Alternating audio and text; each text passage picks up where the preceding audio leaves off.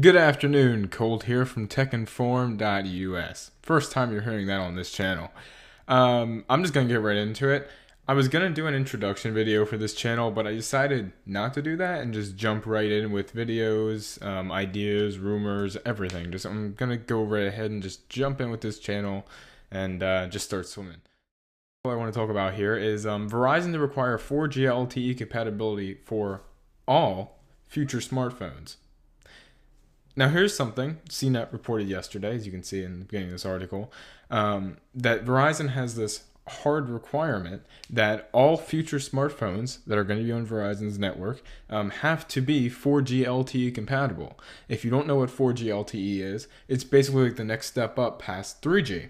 So it's a faster network. It requires a lot more battery life and has a bunch of other issues that they're still working out, just like 3G did when it was first getting started. What I want to say here is, though, for one, obviously, all future smartphones need to be 4G LTE compatible. Does that account to Apple in the iPhone 5 or 6 or whatever they're going to call it? I think they're going to call it 6 because it technically is the sixth phone. Does that count toward iPhone 6? That's a good question, honestly. And I've taken a few minutes here to think about it before I started filming this video. And I believe it does. So here's my thoughts and opinions of what this means. This basically, in my opinion, confirms that the next rendition of the iPhone, whatever it be named, will be 4G LTE compatible. Now, will it only be 4G LTE compatible for the Verizon version? That's very possible. If the Verizon version of the iPhone 5 or 6 or whatever is 4G LTE compatible, that will push AT&T, Sprint, and possibly T-Mobile in the future to make their phones faster, their networks faster. And I think this would be a win-win for everyone. Yes, battery life may be decreased at first, but it would be a win for everyone across the future of the iPhone. I want to say not most, but a good majority of Android devices being released today are 4G LTE compatible. So this is not an issue for them. They've been 4G LTE compatible since last year sometime.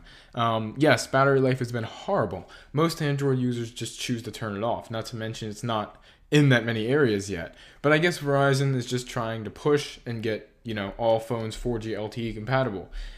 Which is a little frustrating for people who want better battery life, but I think you can always turn it off, and I hope they include that in the next iPhone version. So, do I think that this means that the iPhone 5 or 6 will be 4G LTE compatible, at least for the Verizon version? I do.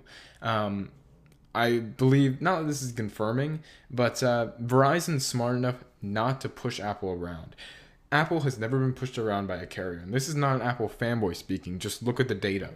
Apple, when they went to release the first iPhone in 2007, went to a bunch of carriers and they said, okay, here's what we want, here's what we're going to do, here's what we're going to allow you to do. And all the carriers turned them away except for AT&T. AT&T finally signed the deal. Their iPhone was one of the first phones on the market to not have carrier branding on the outside of the device. Look at this phone. This phone does not have an AT&T logo anywhere on it. Only place it has an AT&T logo is on the upper left-hand corner. Only place in the entire phone. I wouldn't call that carrier branding. So, Verizon is smart enough not to push around Apple with this. Apple is a very strong company. They're the second most valuable company in the world at the moment, second to Exxon, and they're smart enough not to push them around. So, in my opinion, if you put all the facts together with that put in place, I believe that means that the iPhone 5 or 6 will have 4G LTE, at least on Verizon. Now, there is a very, very small chance that it will not be 4G LTE compatible, and Verizon will simply let them slide through the cracks with this one.